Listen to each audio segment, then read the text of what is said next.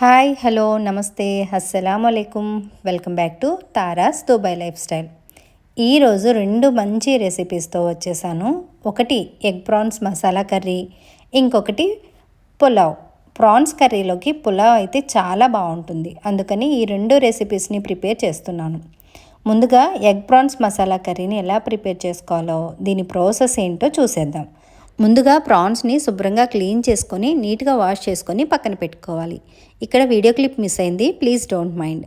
ఇప్పుడు స్టవ్ పైన కడాయిని పెట్టుకొని 5 టేబుల్ స్పూన్ల ఆయిల్ని వేసుకోవాలి. ప్రాన్స్ కర్రీకి ఆయిల్ ఎక్కువగానే పడుతుంది, కాస్త ఆయిల్ని యూజ్ చేసుకోండి. ఆయిల్ హీట్ అయిన తర్వాత సన్నగా చాప్ చేసిన 3 ఆనియన్స్, 4 పచ్చిమిర్చి ముక్కల్ని వేసుకొని ఒకసారి కలుపుకొని మూత పెట్టేసి ఒక 5 నిమిషాలు లో ఫ్లేమ్లో కుక్ చేసుకోవాలి. 5 నిమిషాల తర్వాత చూడండి, ఆనియన్స్ లైట్ గోల్డెన్ కలర్లోకి వచ్చేసాయి కదా. ఇప్పుడు ఒకసారి కలుపుకొని దీనిలోకి 1 టేబుల్ స్పూన్ అంతా అల్లం వెల్లుల్లి పేస్ట్ని కూడా వేసుకొని అల్లం వెల్లుల్లి పేస్టు పచ్చివాసన పోయేంత వరకు ఫ్రై చేసుకోవాలి. ఇది కాస్త ఫ్రై అయిన తర్వాత దీనిలోకి సన్నగా చాప్ చేసుకున్న 1 టొమాటో, అలాగే 1/2 టీ స్పూను పసుపు, 2 స్పూన్ల కారం, రుచికి సరిపడినంత సాల్టు, 1 స్పూను గరం మసాలాని కూడా వేసుకొని ఇవన్నీ బాగా కలిసేలా ఒకసారి కలుపుకొని మూత పెట్టేసి ఒక 3 నిమిషాలు టొమాటో సాఫ్ట్గా అయ్యేంత వరకు కుక్ చేసుకోవాలి. 3 నిమిషాల తర్వాత చూడండి, టొమాటో సాఫ్ట్గా అయిపోయింది, ఆయిల్ సపరేట్ అయిపోయింది.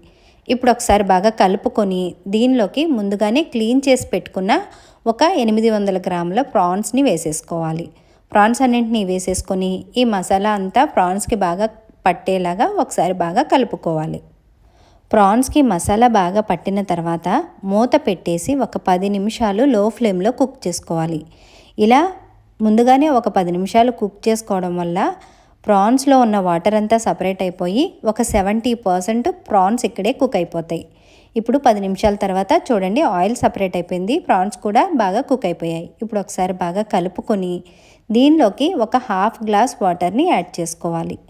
ఒక 1/2 గ్లాస్ వాటర్ని యాడ్ చేసేసుకొని ఒకసారి కలుపుకొని దీనిలోకి ముందుగానే ఉడికించుకున్న ఎగ్స్ని కూడా వేసేసుకొని ఒకసారి కలుపుకొని మూత పెట్టేసి మరొక 10 నిమిషాలు మీడియం ఫ్లేమ్లో కుక్ చేసుకోవాలి.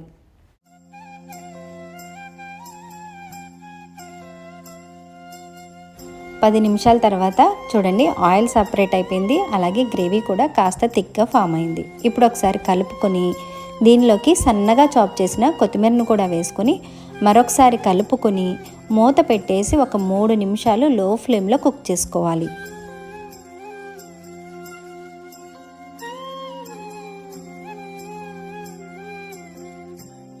మూడు నిమిషాల తర్వాత చూడండి, కర్రీ చాలా టెంప్టింగ్గా ఉంది కదా.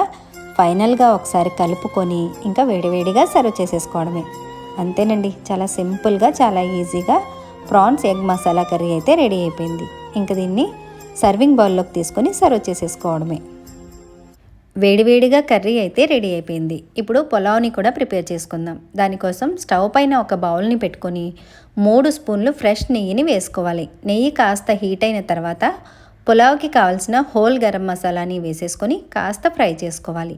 ఇది కాస్త ఫ్రై అయిన తర్వాత సన్నగా చాప్ చేసుకున్న ఆనియన్స్ని వేసుకొని ఒకసారి కలుపుకొని మూత పెట్టేసి ఒక 5 నిమిషాలు లో ఫ్లేమ్లో కుక్ చేసుకోవాలి.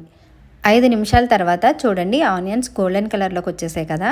ఇప్పుడు ఒకసారి కలుపుకొని దీనిలోకి 1 టేబుల్ స్పూన్ అంతా అల్లం వెల్లుల్లి పేస్ట్ని వేసుకొని అల్లం వెల్లుల్లి పేస్ట్ పచ్చివాసన పోయేంత వరకు ఫ్రై చేసుకోవాలి. ఇది కాస్త ఫ్రై అయిన తర్వాత ఘాట్లు పెట్టుకున్న 4 పచ్చిమిర్చి, పుదీనా, అలాగే సన్నగా చాప్ చేసుకున్న కొత్తిమీరను కూడా వేసుకొని ఒకసారి ఫ్రై చేసుకోవాలి. ఇది కాస్త ఫ్రై అయిన తర్వాత దీనిలోకి 1/2 టీ స్పూను పసుపు, 1 టీ స్పూను ధనియా powder, 1 teaspoon garam masala, 1 teaspoon కారం, రుచికి సరిపడినంత సాల్ట్ని కూడా వేసుకొని వీటన్నింటినీ బాగా ఫ్రై చేసుకోవాలి. ఇవి కాస్త ఫ్రై అయిన తర్వాత నేను 2 గ్లాసుల బాస్మతి రైస్ని తీసుకున్నాను.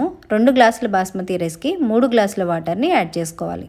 3 గ్లాసుల వాటర్ని వేసుకొని ఒకసారి బాగా కలుపుకొని ఇప్పుడు దీంట్లోకి కట్ చేసుకున్న టొమాటో ముక్కలను కూడా వేసుకొని మూత పెట్టేసి నీళ్లు 2 పొంగులు వచ్చేంత వరకు మరిగించుకోవాలి. ఇలా నీళ్లు బాగా మరుగుతున్నప్పుడు ఒకసారి కలుపుకొని దీనిలోకి ముందుగానే ఒక 15 నిమిషాలు నానబెట్టుకున్న బాస్మతి రైస్ను కూడా వేసుకొని ఒకసారి కలుపుకొని మూత పెట్టేసి మరొక 10 నిమిషాలు హై ఫ్లేమ్లో కుక్ చేసుకోవాలి.